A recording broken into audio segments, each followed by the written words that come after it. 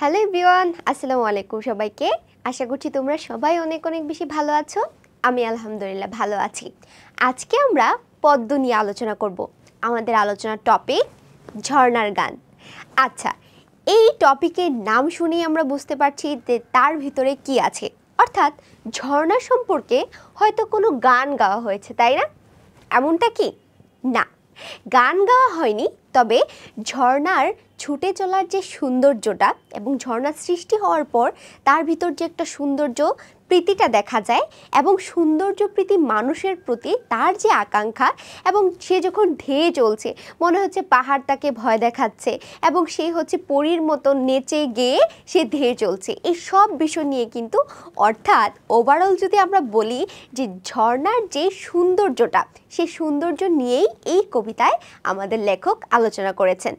তো প্রথমে আমরা এই কবিতার মূল ভাব এবং পরবর্তীতে কবিতাটা সম্পর্কে আমরা একটু জানব এবং কবিতার যে গুরুত্বপূর্ণ পয়েন্টগুলো আছে যেগুলো থেকে পরীক্ষায় প্রশ্ন আসতে পারে সেই জিনিসগুলো একটু আমরা দেখব। তারপরে আমরা বিগত বছরের প্রশ্নগুলো সলভে চলে যাব। ঠিক আছে, তাহলে চলো দেরি না করে আমরা শুরু করে দিই। তো প্রথমত দেখো, ঝর্ণার গান যেই কবিতাটি আছে এই কবিতাটির লেখককে বলো তো?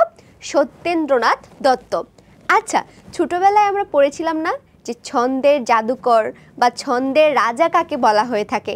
আমরা জানি যে ছন্দের রাজা বলা হয়ে থাকে কি বলতো? ছন্দের রাজা বা ছন্দের জাদুকর যদি আমরা বলি বইয়ের ভাষায়, তোমাদের বইয়ে যেটা দেওয়া আছে, ছন্দের জাদুকর বলা হয় সত্যেন্দ্রনাথ দত্তকে। কেন বলা হয়? কারণ তার প্রত্যেকটা কবিতা একটা ছন্দের মাধ্যমে বয়ে চলেছে এবং তিনি যত কবিতা রচনা করেছেন তার মধ্যে তিনি ছন্দটাকে বেশি আনার চেষ্টা করেছেন। তো এই জন্য আসলে তাকে ছন্দের জাদুকর বলা হয়ে থাকে। এবং তার জন্ম মৃত্যুটা যদি আমরা দেখি, তিনি 1882 সালে জন্মগ্রহণ করেন এবং 1922 সালে মাত্র 40 বছর বয়সে, কত বছর বয়সে? মাত্র 40 বছর বয়সে কিন্তু তিনি মৃত্যুবরণ করেন। এখন তোমার কাছে প্রশ্ন আসতে পারে, আপু আপনি আমাদেরকে লেখক পরিচিতি কেন পড়াচ্ছেন? লেখক পরিচিতি থেকেও কিন্তু পরীক্ষায় প্রশ্ন এসে থাকে এবং খুব গুরুত্বপূর্ণ কিছু পয়েন্ট থাকে যেগুলো থেকে সবসময় প্রশ্ন এসে থাকে। যেমন তাকে ছন্দের জাদুকর বলা হয়। যদি বলা হয় তোমার পাঠ্য বইয়ের কোন লেখককে ছন্দের জাদুকর বলা হয়, তাহলে আমরা বলবো সত্যেন্দ্রনাথ দত্তকে বলা হয়। এবং এখানে আরেকটা পয়েন্ট আছে যেটা তোমাদের জন্য গুরুত্বপূর্ণ, সেটা আমি তোমাদেরকে লিখে দিচ্ছি যে তৎকালীন সময়ে যে তত্ত্ববোধিনী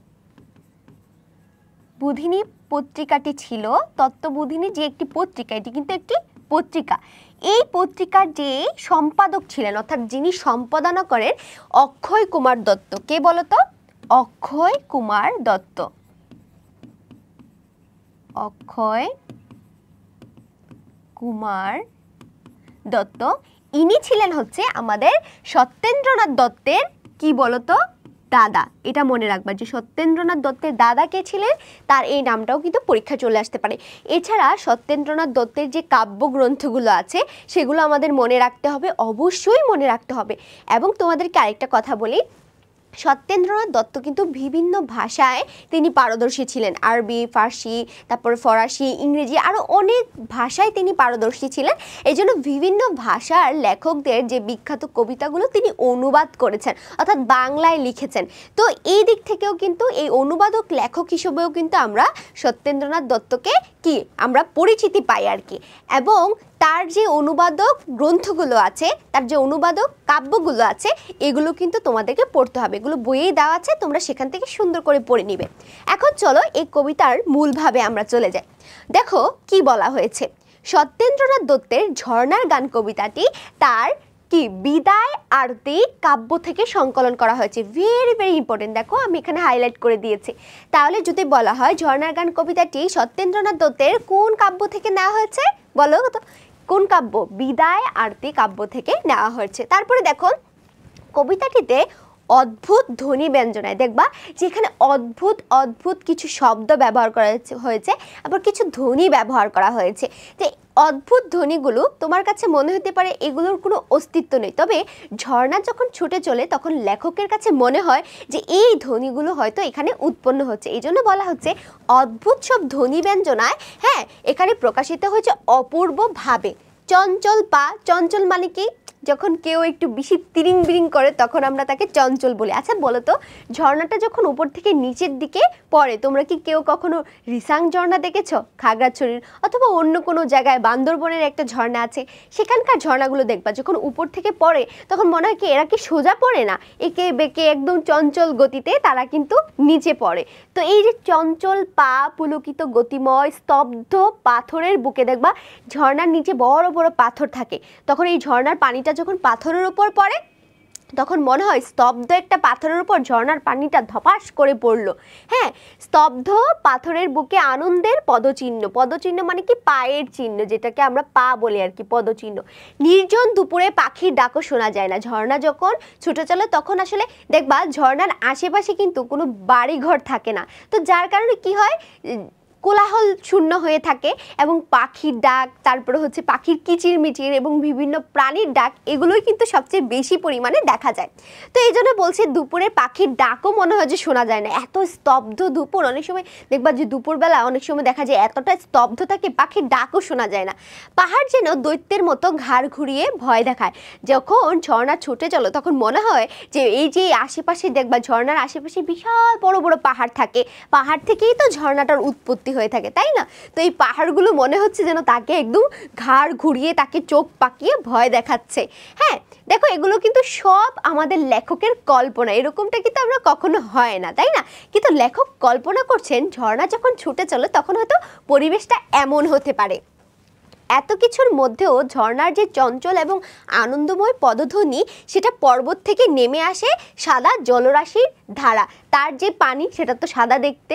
তো এই যে এত কিছু ঘটে যাচ্ছে তারপরেও এই যে পাহাড়ের উপর থেকে কি হচ্ছে, এই যে সাদা যে জলরাশি অর্থাৎ পানির যে রাশি, এই রাশিগুলো কিন্তু নিচে চলে আসছে। চমৎকার এর ধ্বনি মাধুর্য ও বর্ণবৈভব, এই জলধারার যে সৌন্দর্য এবং অমীয় স্বাদ তা তুলনারহিত। গিরি থেকে পতিত, গিরি মানে কি বিশাল বড় তোমার পর্বত, পর্বত থেকে পতিত, গিরি মানেও কিন্তু পাহাড়, তো পাহাড় থেকে পতিত, পতিত মানে হচ্ছে নিচে পড়া। এই অম্বুরাশি মানে হচ্ছে যে পানিটা আর কি, এগুলোকে বোঝাচ্ছে। পাথরের বুকে আঘাত হেনে চতুর্দিকে ছড়িয়ে পড়ে যে অপূর্ব সৌন্দর্যের সৃষ্টি হয়, যেটা কিন্তু আমি শুরুতেই তোমাদেরকে বলেছিলাম যে এই যে তোমার ঝর্ণাটা ছোটে চলার সময় যে সৌন্দর্য প্রীতিটা দেখা যায়, সেই সৌন্দর্য প্রীতিটা নিয়েই কিন্তু আসলে এই কবিতায় আলোচনা করা হয়েছে, তাই না বলো? তার মানে আশা করছি তোমরা এই পুরো কবিতার মূল ভাবটা কিন্তু বুঝতে পেরেছ। তাহলে এখন চলো কবিতাটা একটু আমরা ছোট্ট করে পড়ে নিই, এবং কবিতার সাথে সাথে দেখো আমি ছোট ছোট কিছু জিনিস লিখে দিয়েছি, কারণ এই জিনিসগুলোর অর্থ অনেক সময় তোমাদের বইয়ে দেওয়া থাকে না, বাট তোমরা যদি এই অর্থগুলো স্লাইড থেকে দেখে দেখে বুঝে নাও তাহলে আমার মনে হয় কবিতা সম্পর্কে তোমাদের আর কোনো কনফিউশন থাকবে না। যেমন চলো আমরা এখন কবিতাটা একটু পড়ি ছন্দে ছন্দে। হ্যাঁ, চপল পায় কেবল ধাই, কেবল গাই পরীর গান, পুলক মোর সকল গায়, বিভোল মোর সকল প্রাণ। দেখো এখন মনে হচ্ছে না প্রথম পড়ার পরে আমরা কিচ্ছু বুঝছি না। দেখো চপল মানে হচ্ছে এখানে চঞ্চল, দেখছো আমি কিন্তু এখানে লিখে দিয়েছি, প্রত্যেকটার পাশে কিন্তু ছোট্ট করে লিখে দিয়েছি। চপল মানে হচ্ছে চঞ্চল গতি, তো এটা কিন্তু দেখো ঝর্ণার গান, মানে ঝর্ণা বলছে যে আমি আমার চঞ্চল গতিতে ছুটে চলি। কেবল ধাই, ধাই মানে হচ্ছে ছুটে চলা, আমি আমার চঞ্চল গতিতে কি করি, ছুটে চলি। কেবল গাই পরীর গান, পরীরা যেরকম আমরা কীরকম ভাবি বলো তো, পরীরা হয়তো আকাশে উড়ে বেড়ায়, তারা সারাদিন নাচ করে গান করে, আমরা এরকম ভাবি না? ছোটোবেলা আমাদের মা, আমাদের নানু, আমাদের খালারা আমাদেরকে এইভাবে গল্প শোনাতো না, যে দেখো পরী উড়ে চলছে, পরী আকাশে উঠতেছে, পরী নাচতেছে, পরী গাইতেছে। তো দেখো কেবল গাই পরীর গান, ঠিক তেমনই ঝর্ণারও মনে হচ্ছে সে একদম পরীর মতো করে কি করতেছে, উঠতেছে, নাচতেছে, গাইতেছে, এরকম আর কি। পুলক মোর সকল গায়, বিভোল মোর সকল প্রাণ, যখন সে পরীর মতো এরকম নৃত্য করতেছে, গান গাইতেছে, তখন পুলকে, পুলকে মানে হচ্ছে আনন্দে তার পুরো শরীর একদম কি উচ্ছ্বসিত হয়ে যাচ্ছে এবং বিভোল মোর সকল প্রাণ, আর এই আনন্দে সে আত্মভোলা হয়ে যাচ্ছে, তার আর কোনো কিছুই মনে থাকছে না, সে একদম সব কিছু ভুলে যাচ্ছে। বিভোল শব্দের অর্থ হচ্ছে আত্মভোলা। ক্লিয়ার? তারপরে দেখো, শিথিল সব শিলার পর চরণ থুই দুদুল মন, দুপুর ভোর ঝিঝির ডাক, ঝিমায় পথ ঘুমায় বন। দেখো, শিথিল মানে কি, আমরা বলি না উফ এই শীতে পুরো গাটা একদম শিথিল হয়ে আসলো, শিথিল হয়ে আসা মানে স্তব্ধ হয়ে যাওয়া। তো শিথিল শব্দের অর্থ কিন্তু এখানে স্তব্ধ। তো বলা হচ্ছে যে স্তব্ধ একটা পাথরের বুকে যখন ঝর্ণাটা পড়ে ধপাস করে তখন কেমন দেখায়? শিথিল সব শিলার পর চরণ, চরণ শব্দের অর্থ কিন্তু আমি তোমাদের বলেছিলাম পা, অর্থাৎ ঝর্ণা বলছে যে এই যে তার সে যে পাহাড় থেকে নেমে আসছে এটা হচ্ছে তার পা, অর্থাৎ সে পাথরের বুকে পা রাখতেছে। হ্যাঁ, তখন থুই দুদুল মন মানে সে মনের আনন্দে যখন সে ধেয়ে চলছে তখন সে পাথরের বুকে কিন্তু তার পা রাখতেছে। দুপুর ভোর ঝিঝির ডাক, তাহলে বলো তো এই ঝিঝির ডাকটা কখন শোনা যায়? রাতে শোনা যায়, সকালে শোনা যায়, না দুপুরে শোনা যায়? পরীক্ষায় যদি প্রশ্ন আসে তাহলে আমরা লিখতে পারবো না যে দুপুরে আসলে ঝিঝির ডাকটা শোনা যায়। ঝিমায় পথ ঘুমায় বন, তো ঝর্ণা যখন ছুটে চলে তখন তার কাছে মনে হয় যে এই যে তার চারপাশে যে বন আছে জঙ্গল আছে সব কিছু ঘুমিয়ে গেছে। কেন তার মনে হয়? কারণ আমরা বলেছি যে ঝর্ণার আশেপাশে কোনো জনবসতি থাকে না, কোনো বাড়িঘর থাকে না, মানুষের কোনো চিল্লাচিল্লি নাই, তার মানে মনে হচ্ছে যে এই জঙ্গলটা হয়তো ঘুমিয়ে আছে। হ্যাঁ, কোনো একদম চারদিকে স্তব্ধ শুনশান যে পরিবেশের সৃষ্টি হয়ে থাকে, এবং যার কারণে দুপুর ভর যদি ঝিঝি পোকা ন্যাচারালি যখন ডাকে আমরা কিন্তু এটা শুনতে পাই না, কিন্তু চারপাশে যখন স্তব্ধ চুপচাপ থাকে তখন কিন্তু ঝিঝির ডাকটাও ঝর্ণা শুনতে পায়। তারপরে দেখো, বিজন দেশ কুজন নাই, বিজন মানে কি? বিজন শব্দের অর্থ হচ্ছে জনশূন্য, আর কুজন শব্দের অর্থ আমরা সবাই জানি পাখির ডাক, এগুলো কিন্তু মনে রাখবা। তো এই যে বিজন দেশ অর্থাৎ জনশূন্য যে দেশ সেখানে কিন্তু কি কুজন নাই, অর্থাৎ পাখির ডাকও শোনা যায় না। একদিকে তো জনশূন্য, তার উপরে আমাদের ঝর্ণার মনে হচ্ছে যে এখানে পাখির শব্দ পর্যন্ত শোনা যাচ্ছে না, মানে সে এই এমনভাবে ধেয়ে চলছে নিজের পায় বাজাই তাই। যেহেতু এখানে কোনো জনশূন্য নাই, এখানে কোনো পাখির ডাকও সে শুনতে পারছে না, সেজন্য সে তার নিজের যে একটা তাল আছে সে তালে তালে ছন্দে ছন্দে কিন্তু মনের আনন্দে সে এগিয়ে যাচ্ছে। একলা গাই একলা ধাই দিবস রাত সাত সকাল, বলা হচ্ছে আমি সারা দিন রাত 24 ঘন্টা ধরে আমি একা একাই চলে যাচ্ছি, আমার সাথে কোনো সঙ্গী নাই, কোনো বন্ধু নাই, আমি মনের আনন্দে ছুটে চলছি। ঝুঁকিয়ে ঘাড় ঝুম পাহাড়, তাহলে ঝুম পাহাড় মানে কি? এখানে ঝুম পাহাড় মানে পর্বতকে, অর্থাৎ পাহাড়কে, তোমার যে ঝুম শব্দের অর্থ কিন্তু নিঝুম মানে স্তব্ধ চুপচাপ যে পাহাড়, এই নিঝুম পাহাড়কে বুঝাচ্ছে। এবং সে ঝুঁকি অর্থাৎ সে ঘাড় বাঁকিয়ে মনে হচ্ছে পাহাড় ঝর্ণাকে কিন্তু ভয় দেখাচ্ছে। হ্যাঁ, ভয় দেখায় চোখ পাকায়, মানে চোখ পাকিয়ে পাকিয়ে মনে হচ্ছে তাকে ভয় দেখাচ্ছে। শঙ্কা নাই সমান যায়, বলছে আমার মনে কোনো ভয় নাই, এই যে পাহাড় আমাকে ভয় দেখাচ্ছে আমি কোনো ভয় পাচ্ছি না, আমি আমার মনের আনন্দে ছুটে চলছি। টগর ফুল নূপুর পায়, অর্থাৎ এই যে টগর ফুলের যে নূপুর, বলতো এই নূপুরটা তাহলে কিসের ছিল? টগর ফুলের। এই টগর ফুলের যে নূপুর সেটা পায়ে দিয়ে আমি একদম সব যে ভয় আছে সেটাকে দূর করে আমি আমার নিজের মনের আনন্দে ছুটে চলি। ঠিক আছে, তারপরে চলে যাই। কোন গিরির হিম ললাট ঘামলো মোর উদ্ভবে, কোন পরীর টুটলো হাড় কোন নাচে উৎসবে। এখন দেখো এই গিরি শব্দের অর্থ কিন্তু আমি শুরুতেই তোমাদেরকে বলেছিলাম, গিরি শব্দের অর্থ হচ্ছে পাহাড়।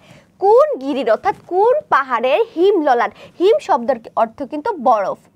তো বলা হচ্ছে কোন পাহাড়ের এই যে বরফ, বরফ দ্বারা নির্মিত এমন একটি পাহাড় ঘামলো মোর উদ্ভবে।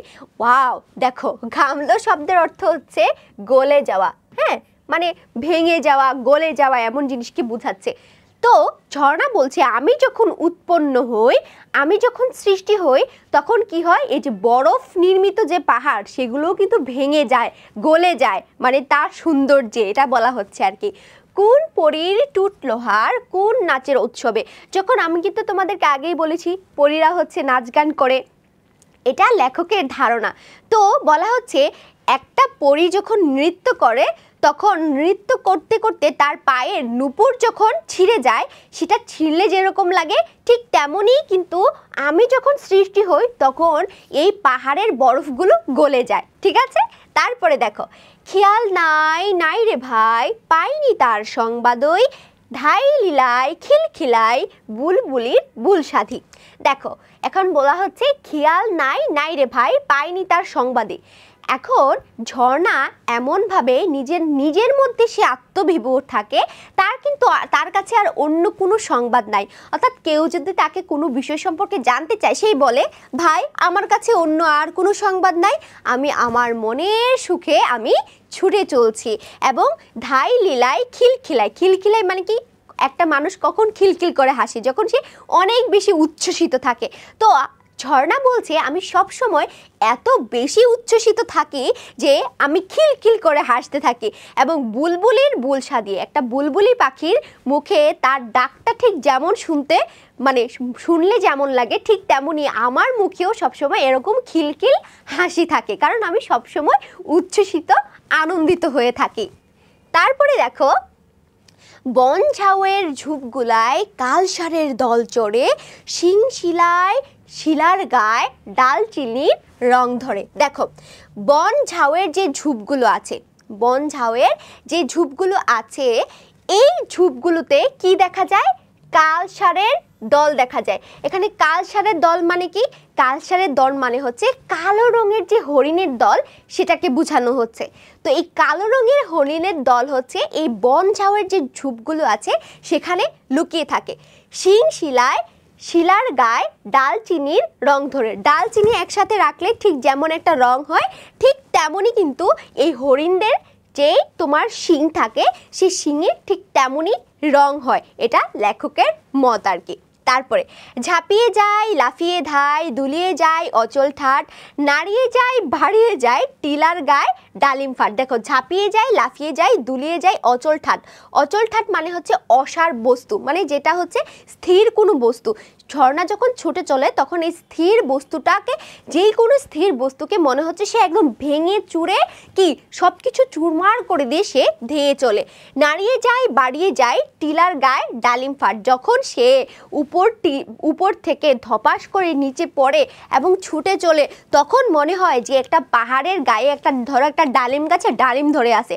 তার যেই ছুটে চলার শব্দ, সেই শব্দতে মনে হচ্ছে যে একদম ডালিম গাছের যে ডালিম সেটাও ফেটে যাচ্ছে। এগুলো কিন্তু সবই লেখকের কল্পনা। তারপরে দেখো কি হচ্ছে, শালিক সুখ বুলায় মুখ, থল ঝাঁঝির মখমলে, জরির জাল আংরা খায় অঙ্গ মোর ঝলমলে। শালিক সুখ, সুখ মানে কি বলতো, সুখ শব্দের অর্থ কিন্তু মনে রাখবা, সুখ শব্দের অর্থ হচ্ছে তোমার টিয়া পাখি। কি পাখি?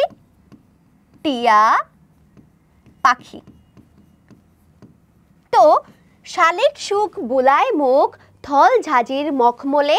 তো বলা হচ্ছে যে এই যে শালিক পাখি আর সুখ পাখি অর্থাৎ টিয়া পাখি, এরা হচ্ছে তোমার জলের মধ্যে, ঝর্ণার যে জল, সে জলের মধ্যে যে গুল্ম উদ্ভিদগুলো জন্মায়, অনেক ধরনের দেখবা যে সবুজ সবুজ কিছু উদ্ভিদ কিন্তু পানির মধ্যে থাকে। তো সেগুলোতে মনে হচ্ছে তারা তাদের গা একদম মুখ ডুবিয়ে দিচ্ছে, এমন আমাদের ঝর্ণার কাছে মনে হচ্ছে। জরির জাল আংরা খায় অঙ্গ মোর ঝলমলে। এবং এই আংরাখা শব্দের অর্থ দেখো ঢিলে ঢালা পোশাক। তো ঝর্ণার মনে হচ্ছে সে যখন ছুটে চলে তখন তার গায়ে একদম জড়ি জড়ি মানে ঢিলে ঢালা একটা পোশাক থাকে, যেটা হচ্ছে একদম তার পুরো শরীরে, অঙ্গ মানে হচ্ছে তার শরীরে সেটা ঝলমল করতে থাকে। নিম্নে ধাই শুনতে পাই ফটিক জল হাঁক ছেঁকে। নিম্নে ধাই মানে ঝর্ণা কিন্তু উপরের দিকে যায় না, সবসময় নিচের দিকে আসে। তো সে নিচের দিকে আসে এবং সে ফটিক জল নামে একটা শব্দ শুনতে পায়। এই ফটিক জল যে শব্দটা, এটা কে করে থাকে জানো? এটা হচ্ছে চাতক পাখির ডাক বলে ধরা হয়ে থাকে। জানি না, যদিও আমরা হচ্ছে চাতক পাখির ডাক শুনতে অন্যরকম লাগে, বাট লেখকের মতে এই চাতক পাখির ডাকটা অনেকটা ফটিক জলের মতো শোনা যায়। হাঁক ছেঁকে কণ্ঠাতেই তৃষ্ণা তার, যার নিকনা সেই পাক ছেঁকে। বলা হচ্ছে যার পানির তৃষ্ণা, তো সে আমার এই ঝর্ণা থেকে কিন্তু চাইলেই পানি নিয়ে যেতে পারে, আমি তাকে কোনো বাধা দিব না। তারপরে চলো, গরজ যার জল সেচার পাতকুয়ায় যাক না সে। বলা হচ্ছে যার পানির প্রয়োজন, যার জল সেচের প্রয়োজন, সে পাতকুয়ায় যাক না, অর্থাৎ ঝর্ণার পানিগুলো যেখানে গিয়ে পড়ছে সেখান থেকে সে পানি তুলে নিক, এতে ঝর্ণার কোনো আপত্তি নেই। তবে সুন্দরী তৃষ্ণা যার আমরা ধাই তার পাশেই। এখন ঝর্ণা বলছে যেই মানুষরা আসলে তাদের তৃষ্ণা নিবারণের জন্য আমাদের পানি ব্যবহার করতেছে, আমাদের পানিগুলো সেচে ফেলতেছে, আমরা আসলে তাদের কাছে যাই না। যারা আমাদের সৌন্দর্য দেখে বিভোর হচ্ছে, আমরা আসলে তার দিকেই ছুটে চলছি। তার খুঁজেই বিরাম নেই বিলাই টান তরল শ্লোক, চকুর চাই চন্দ্রমায় আমরা চাই মুগ্ধ চোখ। বলা হচ্ছে যে এই যে তোমার চকুর মানে হচ্ছে একটা চকুর পাখি, সে যেরকম বলা হয়ে থাকে চকুর পাখি নাকি চাঁদের আলো খায় আর কি, মানে এটা তাদের খাবার, যদিও এটা একটা মানে সাহিত্যিকভাবে বলা হয়ে থাকে। তো চকুর পাখি যেমন চাঁদের আলো খেয়ে বেঁচে থাকে, অর্থাৎ চাঁদের আলোর দিকে সে তাকিয়ে থাকে কখন চাঁদের আলো আসবে আর তখন কখন সে আসলে এই পানিটা মানে চাঁদের আলোটা সে খেতে পারবে, তার পেট ভরবে। ঠিক তেমনই মনে হচ্ছে ঝর্ণাও সেই সকল সৌন্দর্য প্রীতির মানুষদের প্রতি সে তাকিয়ে আছে যে কখন তারা আসবে এবং তাদেরকে সে সাদরে গ্রহণ করে নিবে। তারপরে দেখো নেক্সট আমরা চলে যাই একদম লাস্ট প্যারা আমাদের। চপল পায় কেবল ধায়, অর্থাৎ চঞ্চল পায়ে আমি ছুটে চলছি, উপল ঘাই দিই ঝিলিক। উপল মানে হচ্ছে পাথর, পাথরের গায়ে আমি একদম কি দেই, যখন পড়ি তখন হচ্ছে একদম ঝিলিক মেরে ওঠে। দুল দুলাই মন ভুলাই ঝিল মিলাই দিক বিদিক, অর্থাৎ আমি আমার মনের সুখে মনের আনন্দে আমি কিন্তু দুলে দুলে বেড়াচ্ছি এবং এই ঝিল মিলাই দিক বিদিক, অর্থাৎ চারোদিকে কিন্তু আমি আমার সৌন্দর্যে চারোদিকে কিন্তু একদম বিভোর করে ফেলছি, একদম ঝিলমিল করতেছে। তো আশা করছি তোমরা কবিতাটা বুঝতে পেরেছো। এখন এই কবিতাটা থেকে যদি প্রশ্ন আসে তাহলে অ্যান্সার করতে পারবা না? অবশ্যই পারবা। এখন আমরা আমাদের কোশ্চেন সলভে চলে যাব। তার আগে তোমাদেরকে একটা কথা বলে নিই, কবিতা পড়ার ক্ষেত্রে সবসময় এটা মাথায় রাখবা যে কবিতার কোন লাইনের পর কোন লাইন আছে এটা যেন তোমাদের মনে থাকে এবং কোন লাইন দ্বারা কি বোঝানো হয়েছে এটাও কিন্তু তোমাদেরকে একটু জানতে হবে। তো আমি প্রত্যেকটা লাইন তোমাদের ব্যাখ্যা করে দিয়েছি। আশা করছি এখান থেকে কোনো অনুধাবনমূলক প্রশ্ন যদি আছে অথবা কোনো এমসিকিউ যদি আসে তোমরা অ্যান্সার করতে পারবা। তাহলে চলো আমরা এখন আমাদের এমসিকিউ সলভে চলে যাই। তাহলে চলো প্রথম প্রশ্ন, ঝর্ণার গান কবিতায় বর্ণিত ফটিক জল কি? আচ্ছা বলো তো, তোমাদেরকে আমি বলেছিলাম না এমন একটা পাখি আছে যে পাখিটার ডাক শুনলে মনে হয় ফটিক জলের মতো, তাই না? অর্থাৎ ফটিক জল শব্দটির মতো মনে হয়। তো এই পাখিটার নাম কি ছিল? এই পাখিটার নাম কিন্তু ছিল চাতক পাখি, তাই না? কি পাখি? চাতক পাখি। তো এই যে চাতক পাখি সেটা কি বলতো? সেটা একটা পাখি না? সেটা কি পানি, পাখি, পরি নাকি নদী? তাহলে আমরা যদি বলি ফটিক জল যে শব্দটি এটা কার সাথে সম্পর্কযুক্ত? অবশ্যই সেটা একটা পাখির সাথে সম্পর্কযুক্ত, তাই না? তাহলে উত্তর কি হবে? উত্তর হবে আমাদের পাখি। তাহলে নেক্সট চলে যাই আমরা, ঝর্ণার গান কবিতায় ঝর্ণা কার বোল সাধে? কবিতার একটা লাইনই ছিল যে বুলবুলির বোল সাধি, তাই না? অর্থাৎ বুলবুলি পাখির বোলটা শুনতে যেমন লাগতো, অর্থাৎ বুলবুলি পাখির ডাকটা তার শুনতে যেমন লাগতো সেই কথাটাই কিন্তু কবিতায় বলা হয়েছিল। তাহলে দেখো কবিতার লাইনগুলো সম্পর্কে যদি আমাদের ধারণা থাকে তাহলে আমরা যে কোনো প্রশ্নের অ্যান্সার কিন্তু দিতে পারি। তাহলে দেখো লাইন থেকে আমাদের উত্তর হয়ে গেল যে ঝর্ণার গান কবিতায় ঝর্ণা কার বোল সাধে? ঝর্ণা কিন্তু তোমার বুলবুলির বোল সাধে। ক্লিয়ার? নেক্সট চলে যাই আমরা, কোন উক্তিটি দ্বারা ঝর্ণার অপ্রতিরুদ্ধ গতির প্রকাশ ঘটেছে? অপ্রতিরুদ্ধ গতি মানে কি? যেটা যেটা কি করা যায় না, যেটা প্রতিরোধ করা যায় না, যেটা প্রতিরোধ করা যায় না। ঠিক আছে, এখন দেখো আমরা ঝর্ণার গান কবিতায় কোন লাইনটা পেয়েছিলাম যেখানে তাকে ঝর্ণাকে কেউ প্রতিরোধ করতে পারতো না, অর্থাৎ সে কাউকে ভয় পেত না, সে নিজের মতো করে ছুটে চলতো। যখন আমরা দেখেছিলাম যে পাহাড় তাকে ঘাড় ঘুরিয়ে চোখ পাকিয়ে ভয় দেখাচ্ছে, কিন্তু সে কিন্তু সেই ভয়টা পাচ্ছে না, সে কিন্তু তার নিজের গতিতেই ছুটে চলছিল, তাই না? তাহলে এই যে অপ্রতিরোধ যে তার গতিটা সেটা কোন লাইনের সাথে মিল আছে? শঙ্কা নাই সমান যায় চরণ থুই দুদুল মন। আচ্ছা, চরণ থুই দুদুল মন মানে হচ্ছে সে যখন তার পাটা রাখছে পাথরের উপর তখন তার মনটা আনন্দে পুলকিত হয়ে যাচ্ছে, নিজের পায়ে বাজাই তাল। অর্থাৎ এই লাইন দ্বারা বোঝানো হচ্ছে সে নিজের গতিতে সে তাল দিয়ে দিয়ে ছুটে চলছে, ধাই লীলায় খিলখিলায়, অর্থাৎ সে যখন পরীর মতো নাচ গান করতো তখন কিন্তু সে খিলখিল করে হাসতো। কিন্তু এই 3টা লাইনের কোনো একটা লাইনে কি আমরা দেখেছি যে যেটাতে তাকে অপ্রতিরোধ করা যাচ্ছে অথবা তাকে কেউ ভয় দেখাচ্ছে কিন্তু সে ভয় পাচ্ছে না? একটা লাইনে কিন্তু আমরা সেটা দেখতে পাচ্ছি। সেটা কি বলতো? সেটা কিন্তু আমাদের প্রথম একদম এ নাম্বার যে অপশনটা, সেটা হচ্ছে শঙ্কা নাই সমান যায়। অর্থাৎ পাহাড় যখন তাকে ভয় দেখাচ্ছিল চোখ পাকিয়ে, তখন কিন্তু সে কোনো শঙ্কা করছিল না, অর্থাৎ কোনো ভয় পাচ্ছিল না, সে কিন্তু তার নিজের গতিতে ছুটে চলছিল। তাহলে আমরা বলতে পারি না যে অপ্রতিরোধ গতির সাথে যে এই অপশনটা আমাদের মিল আছে, শঙ্কা নাই সমান যায়। ক্লিয়ার? তারপরে চলো নেক্সট প্রশ্নে আমরা চলে যাই। ঝর্ণার গান কবিতায় কে ভয় দেখায়? একটু আগে আমি এটা তোমাদেরকে বলে ফেলছি এবং দেখবা একই প্রশ্ন বারবার কিন্তু রিপিট হয়। হয়তো কোশ্চেনের ধরনটা একটু আলাদা থাকে বাট রিপিট হয়। তো এই পরী কি তাকে ভয় দেখাতো? ঝুম পাহাড় তাকে ভয় দেখাতো নাকি কুজন? কুজন মানে কি? কুজন মানে হচ্ছে পাখির ডাক। পাখির ডাক তাকে ভয় দেখাতো নাকি বিজন দেশ অর্থাৎ অপরিচিত বিজন দেশ মানে হচ্ছে জনশূন্য যে দেশটা, সেই দেশটা তাকে ভয় দেখাতো? আমরা কিন্তু দেখেছিলাম যে ঝুম পাহাড় তাকে ভয় দেখাতো, তাই না? অর্থাৎ ঝুম পাহাড় মানে স্তব্ধ যে পাহাড় আছে, সে পাহাড় কিন্তু আমাদের ঝর্ণাকে ভয় দেখাতো। তারপরে চলো আমরা চলে যাই আমাদের নেক্সট প্রশ্নে। একলা গাই একলা ধাই দিবস রাত সাত সকাল, এই বাক্যে ঝর্ণার কোন রূপটি ফুটে উঠেছে? সে একলা একলা গান গেয়ে গিয়ে ছুটে চলতেছে, তারপরে হচ্ছে সে দিবস রাত সাত সকাল মানে সারা দিন রাত 24 ঘন্টা কিন্তু সে কি ছুটেই চলতেছে, সে একা একা মনের গতিতে সে ছুটে চলতেছে। এই যে দেখো, মনের গতিতে কিন্তু আমি বলে ফেলছি, অর্থাৎ তার যেই সৌন্দর্য প্রীতি, প্রকৃতি প্রেম, গতিময়তা নাকি নির্ভীকতা, দেখো সে যে এখানে একটা গতিতে নিজের মনের সুখে যে ধেয়ে চলছে ছুটে চলছে, সেটাই কিন্তু আমরা এই দুটা লাইন দ্বারা বুঝতে পারতেছি, তাই না? তাহলে আমরা কি বলতে পারি? একলা গাই একলা ধাই দিবস রাত সাত সকাল, এই কবিতার এই যে দুটো লাইন, এই দুটো লাইনের সাথে যে ঝর্ণার গতিময়তা সেটা প্রকাশ পাচ্ছে। তোমরা কি বুঝতে পারছো? প্রশ্নগুলো কিন্তু এইভাবে বিশ্লেষণ করে করে আমাদেরকে অ্যান্সার বের করতে হবে। যদিও আমাদের এই কবিতাটা অনেক সহজ, কিন্তু আমাদের কি হয় বলো তো, এই জায়গা থেকেই দেখবা যে অপশনগুলো, এমসিকিউর অপশনগুলো খুবই কনফিউজিং থাকে এবং আমরা ভুল করে ফেলি। একদম ভুল করা যাবে না। নেক্সট প্রশ্নে আমরা চলে যাই। কে ঘাড় ঝুঁকিয়ে ঝর্ণাকে ভয় দেখায়? একটু আগে আমরা সেটা পড়ে ফেলছি। শালিক, সুখ, কালসার নাকি পাহাড়? শালিক, সুখ, কালসার নাকি পাহাড়? পাহাড় তাকে কিন্তু ঘাড় ঘুরিয়ে ভয় দেখাতো এবং সেটা কি পাহাড়? সেটা কিন্তু ছিল ঝুম পাহাড়, স্তব্ধ পাহাড়। নেক্সট চলে যাই আমরা।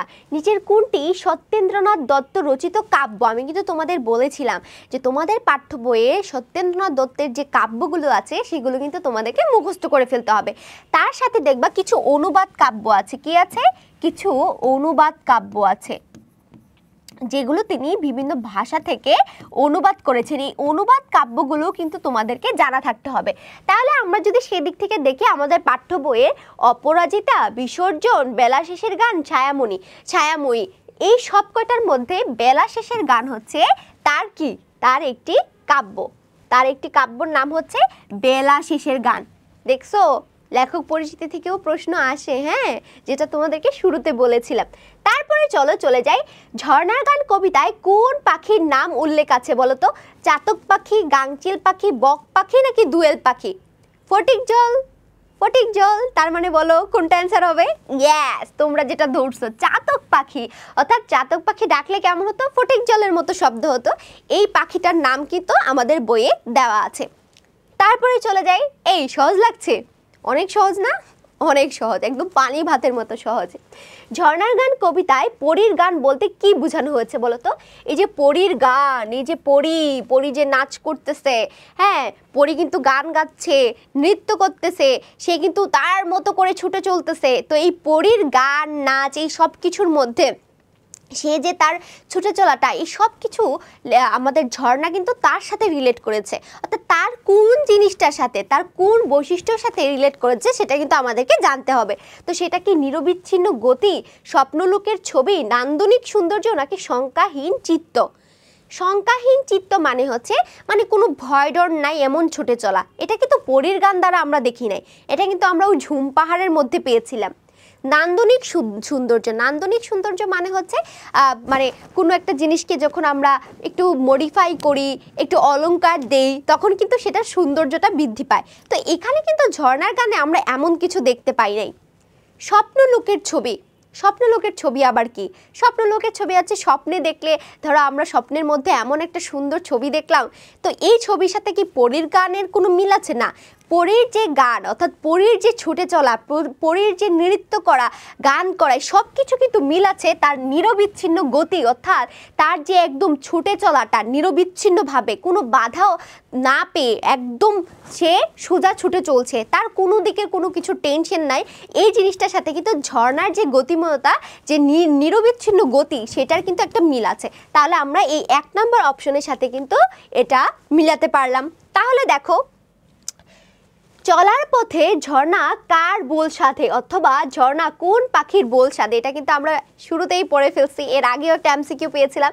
সেটা কি টিয়ার, চকরের, বুলবুলির নাকি শালিকের? বুলবুলির বুলসাধি, বুলবুলির বুলসাধি। দেখছো প্রশ্ন কিন্তু রিপিট হয়, সহজ লাগছে না? ঝর্ণার গান কবিতায় কোন কোন পাখি ঝর্ণায় মুখ বুলায়? বলেছিলাম 2টা পাখি ছিল যে ঝর্ণার মধ্যে মুখ ডুবাতো, অর্থাৎ ঝর্ণার মধ্যে যে গুল্ম উদ্ভিদগুলো থাকে সেখানে তারা হচ্ছে কি করতো, তাদের মাথা ডুবাতো, গা ডুবাতো, হ্যাঁ এরকম মুখ ডুবাতো। তো এই 2টা পাখির নাম কি ছিল? শালিক ও বুলবুলি, বুলবুলি ও টিয়ে, শালিক ও দোয়েল, নাকি শালিক এবং সুখ পাখি? সুখ পাখি মানে টিয়া পাখি, তাহলে শালিক এবং টিয়া পাখি যদি এখানে থাকতো তাহলে কিন্তু আমরা দিতাম। দেখো টিয়ার সাথে কিন্তু বুলবুলি আছে, তার মানে এটা অ্যান্সার হবে না। তাহলে শালিক পাখি এবং যে টিয়া পাখিটা, শালিক পাখি এবং সুখ পাখি, অর্থাৎ শালিক পাখি এবং যে টিয়া পাখি, তাদের 2 পাখি, এই 2টা পাখিকেই কিন্তু আমরা দেখতে পাই যে ঝর্ণার মধ্যে তারা মুখ ডুবাচ্ছে, তাই না? তারপরে দেখো, আমি নৃত্য পাগল ছন্দ, আমি আপনার তালে নেচে যাই, আমি মুক্ত জীবনানন্দ। আচ্ছা, তার মানে এখানে বুঝতে পারতেছি এমন একজন ব্যক্তির কথা অথবা এমন একটা জিনিসের কথা বলা হচ্ছে, সে মুক্ত, সে কোনো কিছুতে কিন্তু বাধাপ্রাপ্ত নয়, সে কিন্তু একদম মুক্ত। তো এই যে মুক্ত, আমি নৃত্য পাগল ছন্দ, আমি আপনার তালে নেচে যাই, আমি মুক্ত জীবনানন্দ, সে নৃত্য করতেছে, সে পাগলের মতো ছুটে চলতেছে, এটা তার মনের খুশি। তাহলে এটার সাথে আমাদের পাঠ্য বইয়ের একটা কবিতার আমরা মিল দেখতে পাচ্ছি, একটা জিনিসের মিল দেখতে পাচ্ছি। সেটা কি বলতো? এই উদ্দীপকের যে আমিটা, এই আমিটা দ্বারা আসলে কাকে বোঝানো হয়েছে বলতো? ঝর্ণার গান কবিতার ঝর্ণাকে, পালামু রচনার কোলবালিকাকে, আমাটির ভেপু গল্পের দুর্গাকে, কাকতাড়ুয়া উপন্যাসের বুধাকে। তোমাদের কাছে অনেক সময় কিন্তু এখানে কনফিউশন কাজ করতে পারে। যখন তুমি কাকতাড়ুয়া উপন্যাসের বুধাকে দেখবা তখন মনে হবে আচ্ছা বুধাও তো এরকম চঞ্চল ছিল, তাহলে কি এখানে বুধাকে বোঝাচ্ছে?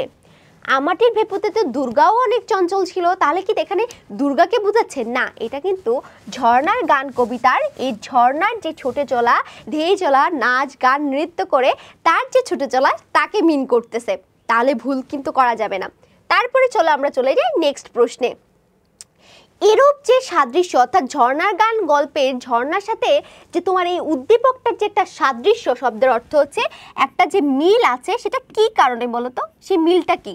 সেটা কি গতিময়তার জন্য, প্রাণবন্ত ভাবের জন্য, চঞ্চল প্রকৃতির জন্য, নাকি স্বাধীন চেতা মনোভাবের জন্য? দেখো তো সেখানে বলেছিল না, উদ্দীপকে কি বলছে? আমি নৃত্য পাগল ছন্দ, আমি আপনার তালে নেচে যাই, আমি মুক্ত জীবনানন্দ। তো এখানে কিন্তু দেখো সে মুক্ত, সে চঞ্চল, তার যে চঞ্চল প্রকৃতিটা এটা দেখলেই বুঝতে পারতেছি এমন একটা মানুষ যে কোনো বাধা মানে না, সে খুবই চঞ্চল প্রকৃতির এবং তার মনে যা ইচ্ছা সে তাই করতেছে। অর্থাৎ এটা ঝর্ণার যেই চঞ্চলতাটা সেটার সাথে কিন্তু একটা মিল দেখতে পাচ্ছি আমরা। তাহলে আমরা অ্যান্সার করব যে ঝর্ণার যে চঞ্চল প্রকৃতি সেটার সাথে এই উদ্দীপকের লাইনগুলোর মিল আছে। তারপরে নেক্সট আমরা চলে যাই, ঝর্ণা ঝিলিক দেয় কোথায় বলতো? সে কিন্তু কোথায় ঝিলিক দিচ্ছিল? একদম শেষের যে প্যারাটা ছিল সেখানে কিন্তু দেওয়া ছিল, সে কি বনে ঝিলিক দিচ্ছিল, পাহাড়ে ঝিলিক দিচ্ছিল, বৃক্ষ পত্রে ঝিলিক দিচ্ছিল, নাকি পাথরের আঘাতে? যখন সে উপর থেকে ধপাস করে পাথরের উপর মানে পানিটা পড়তেছিল তখন কিন্তু চারদিকে ঝিলিক মারতেছিল। তো এই যে ঝিলিক মারাটা সেটা কোথায় হচ্ছিল? সেটা কিন্তু এই পাথরের আঘাতে হচ্ছিল, পাথরে পড়ার পর যে আঘাতটা আসতো সে আঘাতে কিন্তু হচ্ছিল। তারপরে চলো নেক্সট প্রশ্নে আমরা চলে যাই।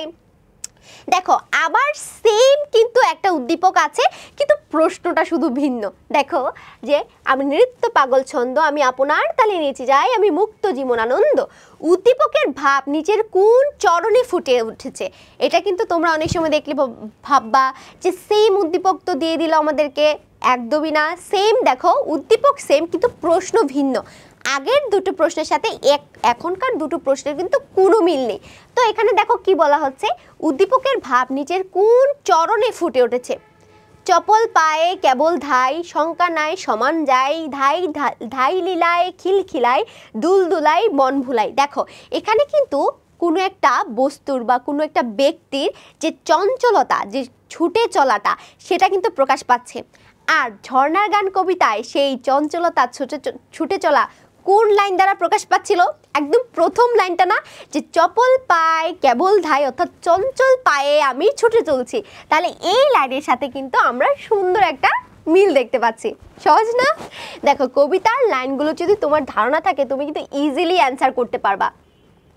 সত্যেন্দ্রনাথ দত্ত ঝর্ণার গান গেয়েছেন কেন বলো তো? কেন তিনি ঝর্ণার গান গেয়েছেন? তিনি তো আরো অন্য কিছুর, পাহাড়ের গান গাইতে পারতেন, তিনি আমাদের গান গাইতে পারতেন, কিন্তু তিনি ঝর্ণার গান কেন গাইলেন? তাহলে চলো দেখে নিই। বিস্তীর্ণ এর জলরাশির জন্য, এর নির্জন পথ চলা তাই, অপূর্ব এর স্বাদ সেজন্য, নাকি অতুলনীয় এর সৌন্দর্য তাই? আমরা কিন্তু দেখছি এই প্রশ্নটা কিন্তু পাঠ পরিচিতি থেকে এসেছে, এবং সেখানে দেখেছিলাম যে সত্যেন্দ্রনাথ দত্ত যে ঝর্ণার যে সৌন্দর্য প্রীতি, তার যে সৌন্দর্যটা, সেই সৌন্দর্যটা কিন্তু তিনি এই কবিতায় ফুটিয়ে তুলেছেন। অর্থাৎ তার যে অতুলনীয় সৌন্দর্য, সেটার জন্যই আসলে সত্যেন্দ্রনাথ দত্ত ঝর্ণার গানটা গেয়েছেন। ক্লিয়ার? তারপরে চলো নেক্সট চলে যাই। কবি সত্যেন্দ্রনাথ দত্ত কোন ক্ষেত্রে অসাধারণ নৈপুণ্যের পরিচয় দিয়েছেন? কাব্য অনুশীলনে, মানে কাব্য চর্চার ক্ষেত্রে, অনুবাদ সাহিত্যে। তিনি কিন্তু অনেকগুলো কাব্য অনুবাদ করেছেন, অর্থাৎ ইংরেজি থেকে তিনি বাংলায় করেছেন, অথবা ফার্সি থেকে তিনি বাংলায় করেছেন, অথবা আরবি থেকে তিনি বাংলায় করেছেন। বিদেশি ভাষা চর্চার জন্য তিনি অনেক বিদেশি ভাষায় কিন্তু তিনি পারদর্শী ছিলেন। নাকি ছন্দ নির্মাণে? আমরা কিন্তু তাকে জানি, অর্থাৎ কাকে? সত্যেন্দ্রনাথ দত্তকে কিন্তু আমরা চিনি হচ্ছে ছন্দের রাজা হিসেবে, ছন্দের জাদুকর হিসেবে। তার মানে ছন্দ নির্মাণে তার যে একটা অবদান ছিল, সেটার জন্যই কিন্তু তিনি অনন্য হয়ে আছেন। তাহলে যদি বলা হয় সত্যেন্দ্রনাথ দত্ত কোন ক্ষেত্রে অসাধারণ নৈপুণ্যের পরিচয় দিয়েছেন, তাহলে সেটার উত্তর হবে ছন্দ নির্মাণে। কি নির্মাণে? ছন্দ নির্মাণে। তারপরে চলো নেক্সট চলে যাই। ঝর্ণা কিভাবে ধেয়ে চলে বলো তো? চপল পায়ে ধীর গতিতে, বিদ্যুৎ বেগে খুঁড়িয়ে খুঁড়িয়ে। আমরা দেখেছিলাম না, চপল পায় কেবল ধাই। দেখছো একটা লাইন থেকে 4 থেকে 5টা প্রশ্ন কিন্তু বোর্ডে চলে আসছে। তাহলে দেখো এই চপল পায়ে অর্থাৎ চঞ্চল পায়ে, কি পায়ে? এই যে চঞ্চল পায়ে কিন্তু সে কি করতো? ছুটে চলতো। তারপরে নেক্সট চলে যাই। একলা গাই একলা ধাই ঝর্ণার গান কবিতায় পরের চরণ কি হবে? এই যে তোমাদের কিন্তু আমি কবিতাটা পড়ানোর সময় কি বলেছিলাম মনে আছে? আমি কিন্তু বলেছিলাম কোন লাইনের পর কবিতার কোন লাইন অথবা পরের লাইনের আগের লাইনগুলো কি, এগুলো কিন্তু আমাদের একটু মনে রাখতে হবে। কারণ এখান থেকে যে কোনো একটা প্রশ্ন যদি আমাদেরকে দিয়ে দেয়, আমরা যদি সেটার অ্যান্সার না করতে পারি, তাহলে কিন্তু মার্ক কাটা যাবে। তাহলে দেখো এই যে একলা গাই একলা ধাই, এই ঝর্ণার গান কবিতার এর পরের চরণ অর্থাৎ পরের লাইন কোনটা? বিজন দেশ কুজন নাই, দিবস রাত সাত সকাল, নিজের পাই বাজাই তাল, ঝিমায় পথ ঘুমায় বন। না, তাহলে আমরা কি দেখতে পাচ্ছি? একটা জায়গায় কিন্তু আমি চুপ ছিলাম, সেটা হচ্ছে দিবস রাত সাত সকাল। এই যে একলা গাই একলা ধাই, এটার পরে হচ্ছে দিবস রাত সাত সকাল, এই একটা লাইন কিন্তু দেওয়া আছে, অর্থাৎ পরের চরণ হচ্ছে আমাদের অ্যান্সার হবে বি। তারপরে চলো নেক্সট চলে যাই। ছন্দের রাজা বলে পরিচিত কে? সবাই জানি ছন্দের রাজা বলে পরিচিত আমাদের সত্যেন্দ্রনাথ দত্ত। রবীন্দ্রনাথ ঠাকুরকে জাতীয় কবি বলা হয়, কাজী নজরুল ইসলামকে বিদ্রোহী কবি বলা হয়, তাই না? তাহলে সত্যেন্দ্রনাথ দত্ত হচ্ছে ছন্দের রাজা বা ছন্দের যে তোমার জাদুকর। ভয় দেখায় চোখ পাকায়, কে বলো তো? কে ঝর্ণাকে ভয় দেখাতো এবং চোখ পাকাতো বলো তো? বিজন দেশ, ঝুম পাহাড়, পাতাকুয়া, কালসার। ঝুম পাহাড়, একটা প্রশ্ন আমরা কতবার পেলাম বলো? কতবার পেয়ে গেছি। তারপরে চলো নেক্সট চলে যাই।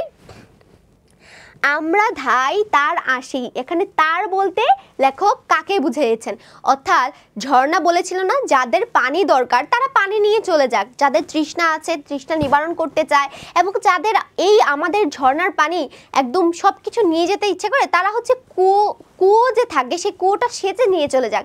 কিন্তু ঝর্ণার যে ছুটে চলাটা সেটা কাদের জন্য, সেটা হচ্ছে সৌন্দর্য প্রীতি মানুষের জন্য, অর্থাৎ সৌন্দর্য প্রেমিকের জন্য। এই যে আমরা ধাই অর্থাৎ আমরা ছুটে চলি তার আশায়, অর্থাৎ তার আশায় মানে হচ্ছে তার আশায় অথবা তার জন্য। এই আশায় বা জন্য যদি আসে তাহলে এখানে অ্যান্সার কি হবে, অ্যান্সার হবে এই তারা মানে কি, তাই মানে হচ্ছে সৌন্দর্য প্রেমিকদের জন্য। ক্লিয়ার? তারপরে নেক্সট চলে যাই আমরা। ঝর্ণার গান কবিতায় ঝর্ণার উচ্ছলতা প্রকাশ পায় যে চরণে। উচ্ছলতা মানে হচ্ছে ঝর্ণার যেই আবেগটা, সে যে একদম উচ্ছল এবং সে হচ্ছে অনেক চঞ্চল, এই দিকটা কোন কোন লাইনে প্রকাশ পাচ্ছে সেটা আমাদেরকে একটু দেখতে হবে। তাহলে চলো অপশনগুলো দেখে নেই। কেবল গাই পরীর গান, তার খুঁজেই বিরাম নেই, ঝিল মিলাই দিক বিদিক। আচ্ছা এখানে দেখো তার যে উচ্ছলতা, কেবল গাই পরীর গান, অর্থাৎ সে যখন পরীর গান গাচ্ছিল তখন কিন্তু তার মনের মধ্যে একটা উচ্ছলতা প্রকাশ পাচ্ছিল। এবং তার খুঁজেই বিরাম নেই, তার খুঁজেই বিরাম নেই মানে হচ্ছে সে কার জন্য খুঁজতেছিল, একটু আগে যেটা আমরা দেখলাম সৌন্দর্য প্রেমিকের জন্য সে খুঁজতেছিল। তো এই সৌন্দর্য প্রেমিককে কিন্তু সেখানে খুঁজতেছে, তাহলে এইটা দ্বারা কিন্তু তার উচ্ছলতা প্রকাশ পাচ্ছে না। ঝিল মিলাই দিক বিদিক, অর্থাৎ সে চারদিকে ঝিলমিল করে দিক বিদিকে ছড়িয়ে যাচ্ছে। তাহলে এই দুইটা লাইন দ্বারা কিন্তু আমরা তার ঝর্ণার যে উচ্ছলতা সেটা প্রকাশ পাচ্ছে। কিন্তু দেখো এখানে অপশনে কিন্তু 1 দেওয়া আছে, শুধু 2 দেওয়া আছে, 1 2 দেওয়া আছে আর 2 3 দেওয়া আছে, কিন্তু 1 3 দেওয়া নাই। এখন আমি এটা কিভাবে অ্যান্সার করব? তোমাদের মনে এরকম একটা প্রশ্ন থাকতেই পারে যে এখন আমি কিভাবে সেটা অ্যান্সার করব। যদি 1 3 থাকে তাহলে তো ভালো কথা, সেটা দিবা, আর যদি না থাকে তাহলে হচ্ছে তুমি হয় 1 দিবা, আর যদি না থাকে না হয় শুধু 3 দিবা। ঠিক আছে? আশা করছি তোমরা এই পর্যন্ত সুন্দরভাবে বুঝতে পেরেছো। তারপরে আমরা চলে যাই আমাদের পরের যেই প্রশ্নে। মেঘ হানে জুই ফুলি বৃষ্টি ও অঙ্গে, চুমাচুমকির হারে চাঁদ ঘেরে রঙ্গে। তার মানে আমরা বুঝতে পারছি যে এখানে হয়তো ঝর্ণার কোনো একটা সৌন্দর্য অথবা অন্য কোনো জিনিসের একটা সৌন্দর্য সম্পর্কে বলা হয়েছে, যেখানে মেঘ হানে অর্থাৎ মেঘ আসতেছে এবং জুই ফুল ফুটতেছে বৃষ্টি এবং অঙ্গে, যে জুই ফুলও ফুটতেছে এবং বৃষ্টি পড়তেছে এবং সারা অঙ্গে সেটা ফুটে উঠতেছে। চুমাচুমকির হারে চাঁদ ঘেরে রঙ্গে, অর্থাৎ যখন এই জিনিসটা ঘটতেছে, এই সৌন্দর্যটা ঘটতেছে, তখন মনে হচ্ছে যে চারদিকে একদম চাঁদ যেন ঘিরে ফেলেছে। তো উদ্দীপকে প্রকাশিত দিকটি নিচের কোন কবিতায় ব্যক্ত হয়েছে? তার মানে এখানে কোনো একটা জিনিসের সৌন্দর্য প্রীতি নিয়ে যেহেতু বলা হয়েছে, তাহলে আমরা বলবো এটা ঝর্ণার গান কবিতার সাথে কিন্তু মিল আছে, তাই না? তাহলে ধরো নেক্সট আমরা চলে যাই আমাদের পরবর্তী অপশনে। এই মেঘানে জুই ফুল বৃষ্টি অঙ্গে, চুমাচুমকির হারে চাঁদ ঘিরে রঙ্গে, এই দিকটি যেই উক্তিতে প্রকাশ পেয়েছে সেটা কি বলতো? চকুর চায় চন্দ্রমায়, চকুর চায় চন্দ্রমায়, টগর ফুল নুপুর পায়, অঙ্গ মোর ঝলমলে। এখানে হচ্ছে যেহেতু এই পুরো দুইটা লাইন দ্বারা কোনো একটা জিনিসের সৌন্দর্য প্রীতিকে এবং তার সৌন্দর্য প্রীতি এবং তার চঞ্চল গতিকে বোঝাচ্ছে, তাহলে আমরা এখানে অ্যান্সার করব 1 2 এবং 3, অর্থাৎ অ্যান্সার হবে আমাদের ডি। ঠিক আছে? বুঝতে পেরেছো? দেখতে দেখতে কিন্তু আমরা আমাদের টপিক শেষ করে ফেললাম। তো আশা করছি তোমরা সবাই এই টপিকটা বুঝতে পেরেছো এবং এই টপিক নিয়ে তোমাদের যে কোনো প্রশ্ন থাকলে তোমরা কিন্তু কমেন্টে সেটা জানিয়ে দিবে। এবং নেক্সট ক্লাসে সবচেয়ে গুরুত্বপূর্ণ একটি টপিক নিয়ে আমরা আলোচনা করব, সেটা হচ্ছে মানুষ মুহাম্মদ সাল্লাল্লাহু আলাইহি ওয়াসাল্লাম। এই টপিক নিয়ে কিন্তু আমাদের অনেকের অনেক ধরনের কনফিউশন আছে, তাহলে সবাই ক্লাসে চলে আসবে, সবাই ভিডিওটি দেখে নিবে। এটা নেক্সট ক্লাসে আমরা এই ভিডিওটা নিয়ে আসবো। সবাই ভালো থাকো, সুস্থ থাকো। নেক্সট ক্লাসে তোমাদের সাথে আবারও দেখা হচ্ছে। টাটা।